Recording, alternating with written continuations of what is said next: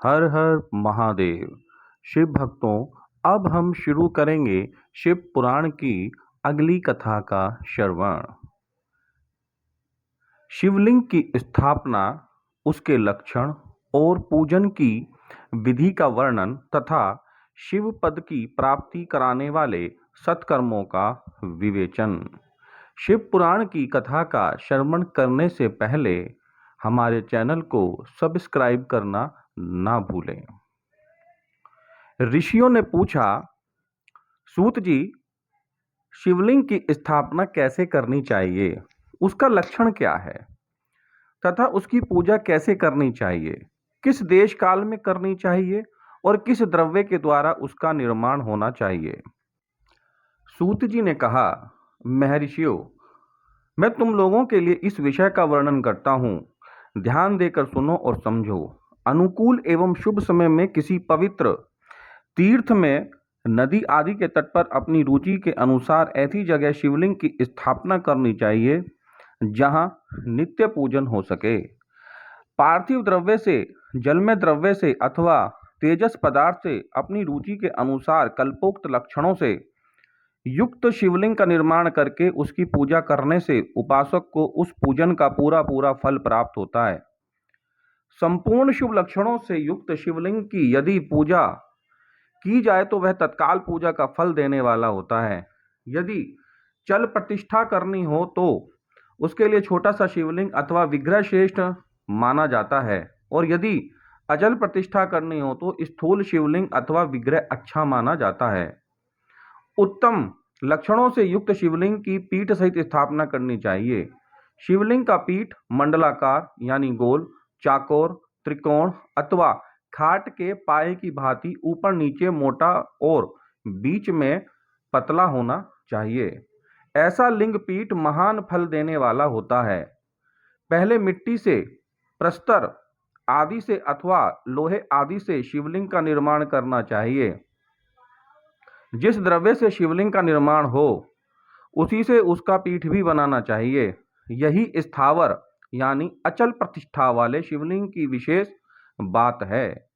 चर शिवलिंग में भी लिंग और पीठ का एक ही उपादान होना चाहिए, किंतु बाण लिंग के लिए यह नियम नहीं है। लिंग की लंबाई निर्माणकर्ता या स्थापना करने वाले यजमान के 12 अंगुल के बराबर होनी चाहिए। ऐसे ही शिवलिंग को उत्तम कहा गया है।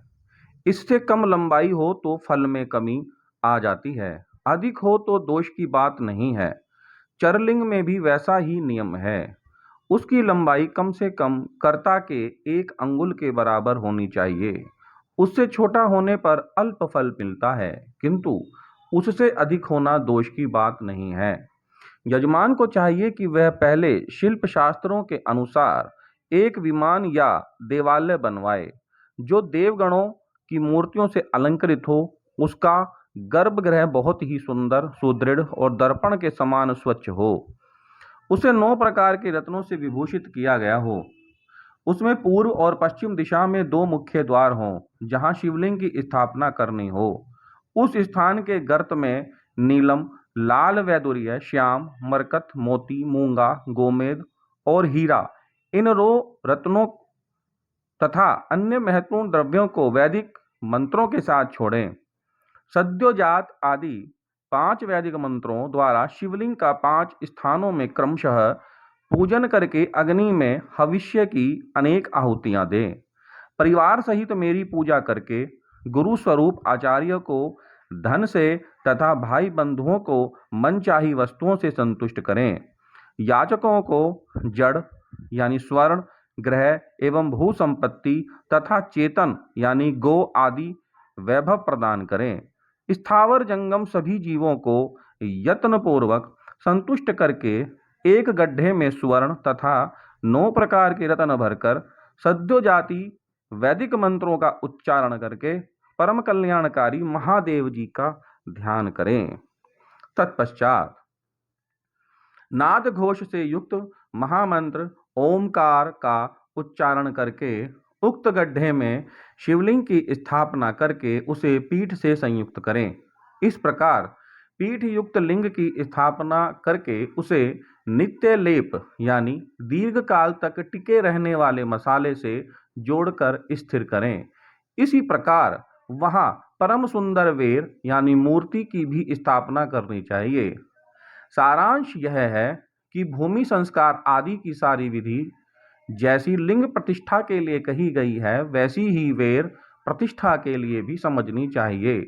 अनंतर इतना ही है कि लिंग प्रतिष्ठान के लिए प्रणव मंत्र के उच्चारण का विधान है, परंतु वेर की प्रतिष्ठा पंचाक्षर मंत्र से करनी चाहिए। जहां लिंग की प्रतिष्ठा हुई है वहां भी उत्सव के लिए बाहर सवारी निकालने आदि के निमित्त वेर को रखना आवश्यक है।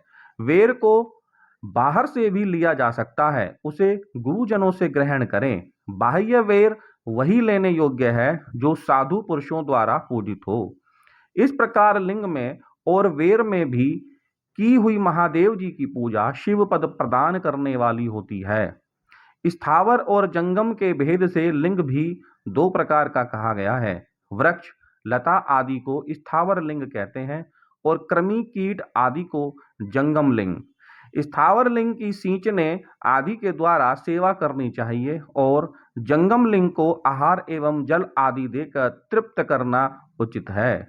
उस स्थावर जंगम जीवों को सुख पहुंचाने में अनुरक्त होना भगवान शिव का पूजन है, ऐसा विद्वान पुरुष मानते हैं।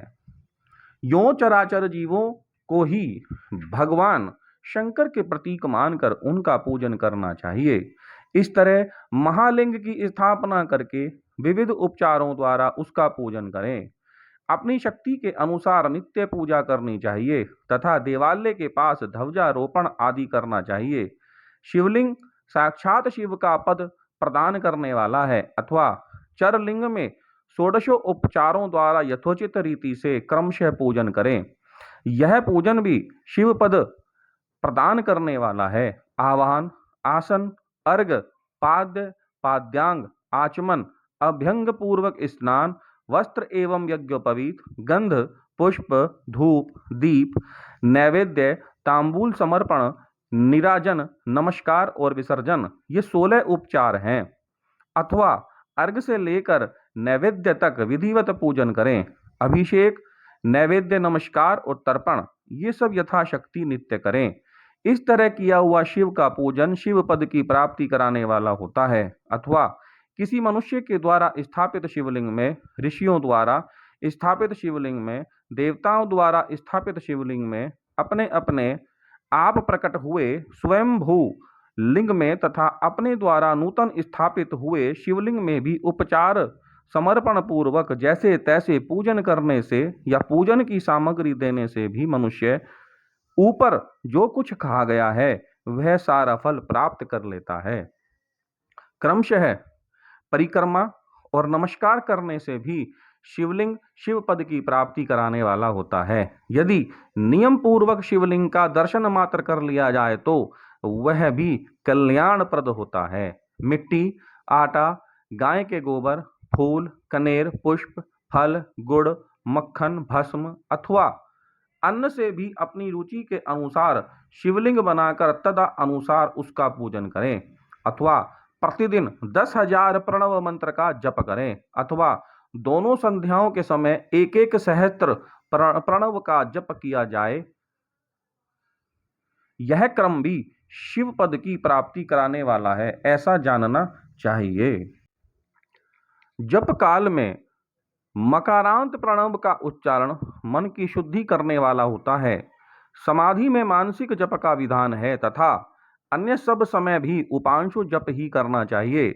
नाद और बिंदु से युक्त ओमकार के उच्चारण को विद्वान पुरुष समान प्रणव कहते हैं। यदि प्रतिदिन आदर पूर्वक 10,000 पंचाक्षर का जप किया जाए अथवा दोनों संध्याओं के समय एक एक सहस्त्र का ही जप किया जाए तो उसे शिव पद की प्राप्ति कराने वाला समझना चाहिए। ब्राह्मणों के लिए आदि में प्रणव से युक्त पंचाक्षर मंत्र अच्छा माना गया है। कलश से किया हुआ स्नान, मंत्र की दीक्षा, मातृकाओं का न्यास, सत्य से पवित्र अंतःकरण वाला ब्राह्मण तथा ज्ञानी गुरु, इन सबको उत्तम माना गया है। द्विजों के लिए नमः शिवाय के उच्चारण का विधान है। द्विजेतरों के लिए अंत में नमः पद के प्रयोग की विधि है, अर्थात वे शिवाय नमः इस मंत्र का उच्चारण करें। स्त्रियों के लिए भी कहीं कहीं विधि पूर्वक नमो अंत उच्चारण का ही विधान है, अर्थात वे भी शिवाय नमः का ही जप करें। कोई कोई ऋषि ब्राह्मण की स्त्रियों के लिए नमः पूर्वक शिवाय के जप की अनुमति देते हैं, अर्थात वे नमः शिवाय का जप करें। पंचाक्षर मंत्र का 5 करोड़ जप करके मनुष्य भगवान सदाशिव के समान हो जाता है। 1, 2, 3 अथवा 4 करोड़ का जप करने से क्रमशः ब्रह्मा, विष्णु, रुद्र तथा महेश्वर का पद प्राप्त होता है, अथवा मंत्र में जितने अक्षर हैं उनका पृथक पृथक 1-1 लाख जाप करें, अथवा समस्त अक्षरों का एक साथ ही जितने अक्षर हों उतने लाख जाप करें। इस तरह के जप को शिव पद की प्राप्ति कराने वाला समझना चाहिए। यदि 1000 दिनों में प्रतिदिन 1 सहस्त्र जप के क्रम से पंचाक्षर मंत्र का 10 लाख जप पूरा कर लिया जाए और प्रतिदिन ब्राह्मण भोजन कराया जाए तो उस मंत्र से अभिष्ट कार्य की सिद्धि होने लगती है। ब्राह्मण को चाहिए कि वह प्रतिदिन प्रातःकाल 1008 बार गायत्री का जप करे। ऐसा होने पर गायत्री क्रमशः शिव का पद प्रदान करने वाली होती है। वेद मंत्रों और वैदिक सूक्तों का भी नियम पूर्वक जप करना चाहिए। वेदों का पारायण भी शिव पद की प्राप्ति कराने वाला है, ऐसा जानना चाहिए। अन्याय जो बहुत से मंत्र हैं उनका भी जितने अक्षर हों उतने लाख जप करें। इस प्रकार जो यथाशक्ति जप करता है वह क्रमशः शिव पद प्राप्त कर लेता है। अपनी रुचि के अनुसार किसी एक मंत्र को अपनाकर मृत्यु पर्यंत प्रतिदिन उसका जप करना चाहिए, अथवा ओम इस मंत्र का प्रतिदिन 1 सहस्त्र जप करना चाहिए। ऐसा करने पर भगवान शिव की आज्ञा से संपूर्ण मनोरथों की सिद्धि होती है। जो मनुष्य भगवान शिव के लिए फुलवाड़ी या बगीचे आदि लगाता है तथा शिव के सेवा कार्य के लिए मंदिर में झाड़ने, बुहारने आदि की व्यवस्था करता है, वह इस पुण्य कर्म को करके शिव पद प्राप्त कर लेता है। भगवान शिव के जो काशी आदि क्षेत्र हैं उनमें भक्ति पूर्वक नित्य निवास करें। वह जड़ चेतन सभी भोगों को भोग और मोक्ष देने वाला होता है। अतः विद्वान पुरुष को भगवान शिव के क्षेत्र में आमरण निवास करना चाहिए। पुण्य क्षेत्र में स्थित बावड़ी, कुआं और पोखरे आदि को शिव गंगा समझना चाहिए। भगवान शिव का ऐसा ही वचन है। वहां स्नान, दान और जप करके मनुष्य भगवान शिव को प्राप्त कर लेता है। अतः मृत्यु पर्यंत शिव के क्षेत्र का आश्रय लेकर रहना चाहिए। जो शिव के क्षेत्र में अपने किसी मृत संबंधी का दाह, दशहा, मासिक श्राद्ध, सपिंडीकरण अथवा वार्षिक श्राद्ध करता है, अथवा कभी भी शिव के क्षेत्र में अपने पितरों को पिंड देता है, वह तत्काल सब पापों से मुक्त हो जाता है और अंत में शिव पद प्राप्त करता है। अथवा शिव के क्षेत्र में 7, 5, 3 या एक ही रात निवास कर ले। ऐसा करने से भी क्रमशः शिव पद की प्राप्ति होती है। लोक में अपने अपने वर्ण के अनुरूप सदाचार का पालन करने से भी मनुष्य शिव पद को प्राप्त कर लेता है। वर्ण अनुकूल आचरण से तथा भक्ति भाव से वह अपने सत्कर्म का अतिशय फल पाता है। कामना पूर्वक किए हुए अपने कर्म के अभिष्ट फल को शीघ्र ही प्राप्त कर लेता है। निष्काम भाव से किया हुआ सारा कर्म साक्षात शिव पद की प्राप्ति करने वाला होता है। दिन के 3 विभाग होते हैं, प्रातः, मध्याह्न और सायं। इन तीनों में भी क्रमशः एक एक प्रकार के कर्म का संपादन किया जाता है। प्रातः काल को शास्त्र विहित नित्य कर्म के अनुष्ठान का समय जानना चाहिए। मध्याह्न काल सकाम कर्म के लिए उपयोगी है तथा सायं काल शांति कर्म के उपयुक्त होता है, ऐसा जानना चाहिए। इस प्रकार रात्रि में भी समय का विभाजन किया गया है। रात के 4 पहरों में से जो बीच के 2 पहर हैं उसे निशित काल कहा गया है। विशेषतः उसी काल में की हुई भगवान शिव की पूजा अभिष्ट फल देने वाली होती है। ऐसा जानकर कर्म करने वाला मनुष्य यथोक्त फल का भागी होता है। विशेषतः कलयुग में कर्म से ही फल की सिद्धि होती है।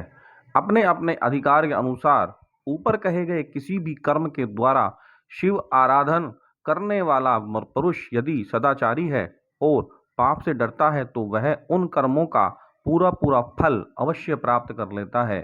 ऋषियों ने कहा, सूत जी, पुण्य क्षेत्र कौन कौन से हैं जिनका आश्रय लेकर सभी स्त्री पुरुष शिव पद प्राप्त कर लें, यह हमें संक्षेप में बताइए। श्री शिवाय नमस्तुभ्यम। आगे की शिव पुराण कथा हम अगली वीडियो में श्रवण करेंगे। तब तक के लिए हर हर महादेव।